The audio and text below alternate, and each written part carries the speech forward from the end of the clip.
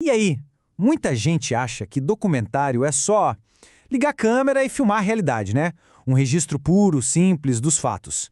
Mas e se a história for muito mais interessante, mais complexa e mais criativa?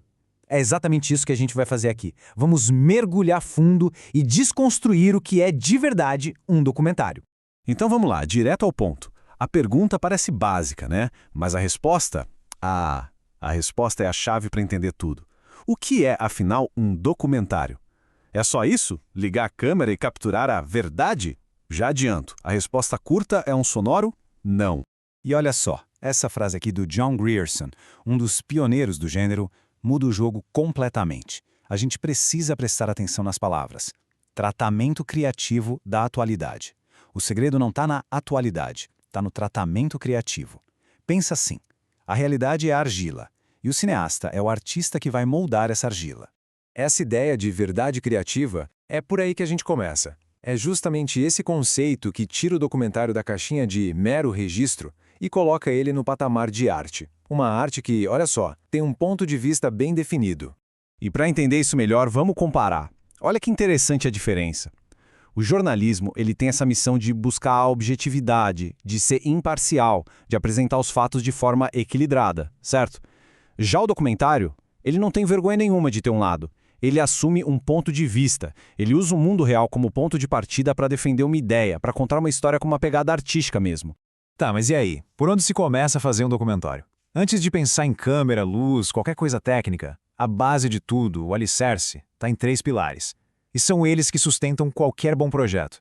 Primeiro, a tese. Pensa nela como a pergunta mãe do filme. Qual é a grande questão que vai guiar tudo? Sem isso, o filme fica perdido. Segundo, o acesso.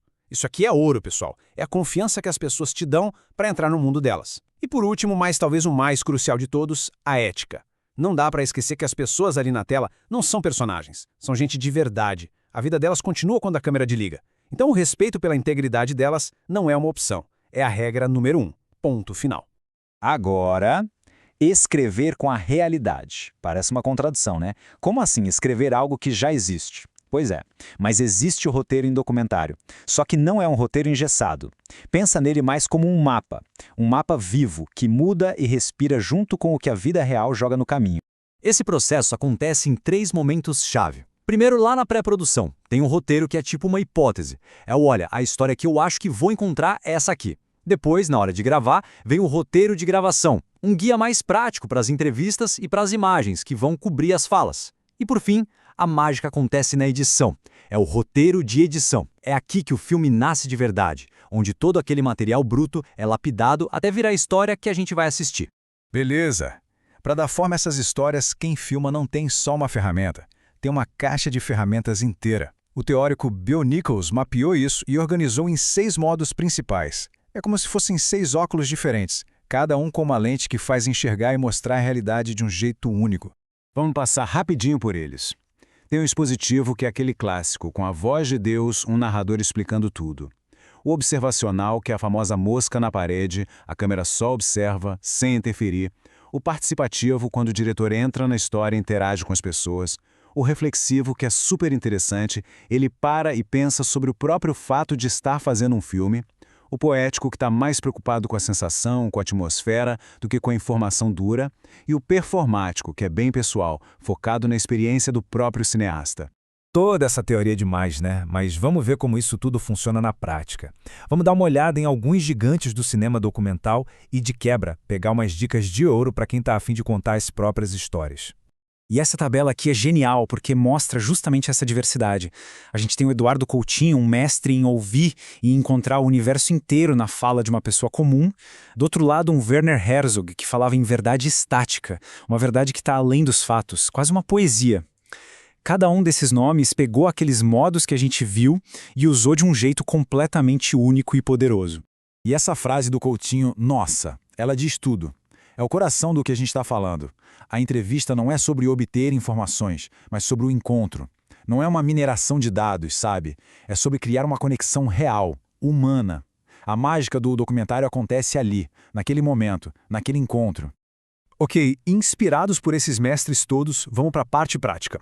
Para quem está aí com uma ideia na cabeça, pensando em pegar a câmera, se liga nessas 4 dicas. Elas são simples, mas podem mudar o jogo completamente. Primeira dica, a regra do ação. É simples. Mostre, não apenas conte. Se o documentário é sobre uma cozinheira, não adianta só filmar ela falando sobre receitas. Mostre a mão na massa, o fogo, o tempero. É no fazer, no gesto, que a personalidade da pessoa se revela de verdade.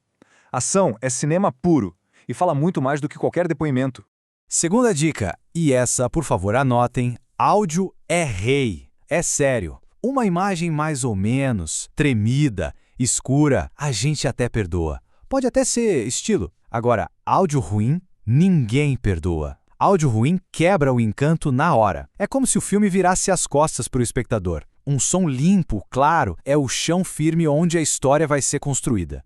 Dica número 3. Procure o conflito. E calma, conflito não é necessariamente porrada e gritaria. Toda boa história, até um documentário, precisa de tensão, de drama. Pode ser um conflito interno da pessoa, pode ser ela contra a sociedade, contra o sistema. A questão é, quais são as forças que estão se batendo ali? O que a pessoa quer e o que está impedindo ela de conseguir? É essa tensão que faz a gente não piscar o olho. E para fechar, a quarta e talvez a mais importante de todas. Esteja preparado para jogar o plano fora. O bom documentarista tem que ter humildade. Se a realidade mostra um caminho diferente, uma história mais potente do que aquela que estava no papel, é preciso seguir. A realidade manda no jogo. É essa capacidade de adaptação que transforma um filme bom num filme que marca a vida.